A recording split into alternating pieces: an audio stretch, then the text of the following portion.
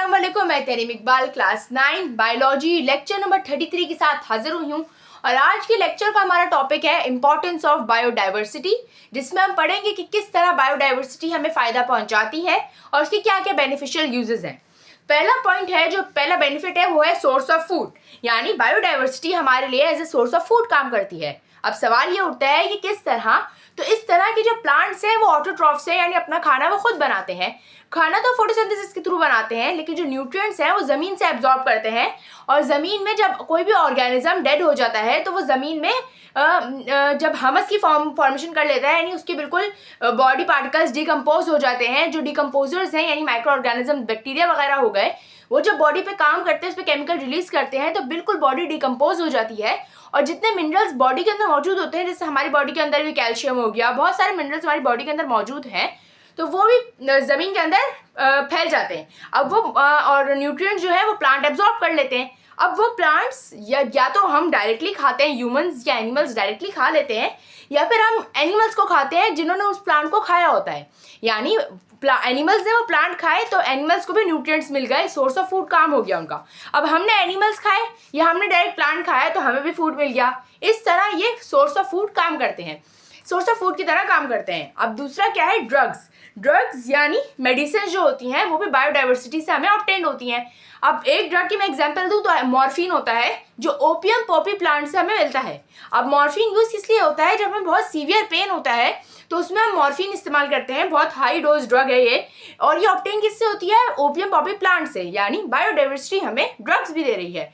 अब इसके अलावा अगर हम देखें तो तीसरा बेनिफिट इसका है इंडस्ट्रियल मटीरियल, यानी जो इंडस्ट्रीज में मटेरियल इस्तेमाल होते हैं उसके अंदर भी बायोडाइवर्सिटी का बहुत इंपॉर्टेंट रोल है।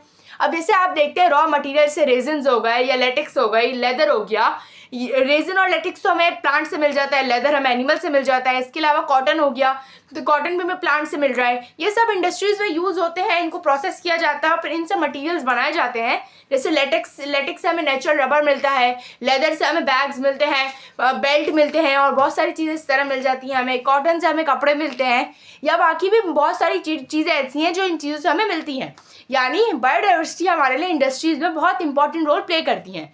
अब अगर हम चौथे पॉइंट की तरफ जाएं तो वह मेंटेन द इकोसिस्टम, यानी जो बायोडाइवर्सिटी है वो इकोसिस्टम को मेंटेन करने में या इकोसिस्टम को बहुत अच्छा निखारने में बहुत मदद करती है। अब किस तरह, ये क्या सॉइल फर्टिलिटी को सपोर्ट करती है, जो पॉइंट आगे है वो हम उसको आगे डिस्कस करते हैं। फिर वो पॉलिनेशन में मदद करती है।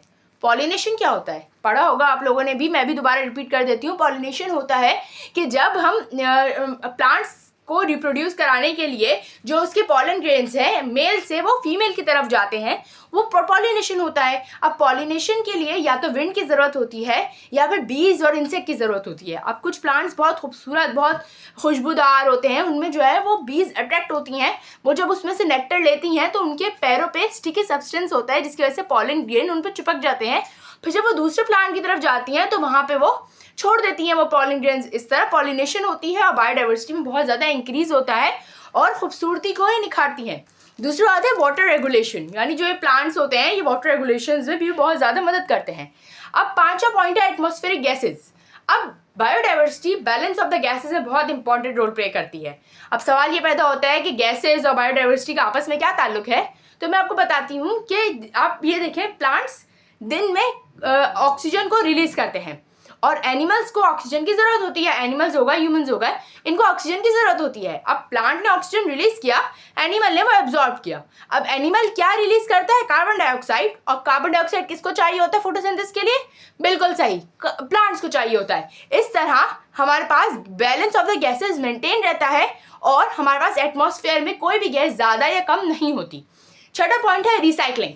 अभी रिसाइकलिंग का मतलब मैंने आप लोगों को थोड़ी देर पहले सोर्स ऑफ फूड में समझा भी दिया था, लेकिन मैं वापस समझाती हूँ।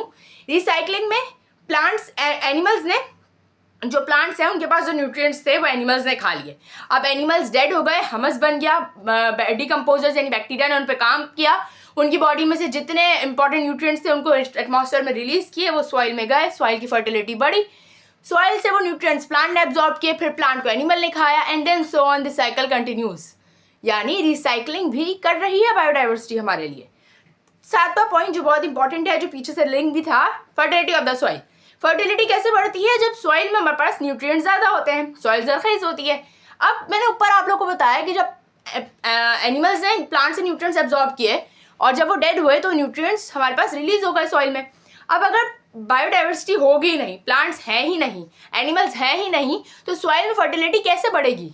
सवाल तो ये पैदा होता है ना। इसका मतलब बायोडाइवर्सिटी तो फर्टिलिटी में भी बहुत अहम किरदार अदा करती है। यानी आज हमने सीखा कि क्या क्या इंपॉर्टेंस है बायोडाइवर्सिटी की और किस तरह ये मदद करती है। आज के लिए इतना ही, इजाज़त चाहती हूँ। अल्लाह हाफिज़।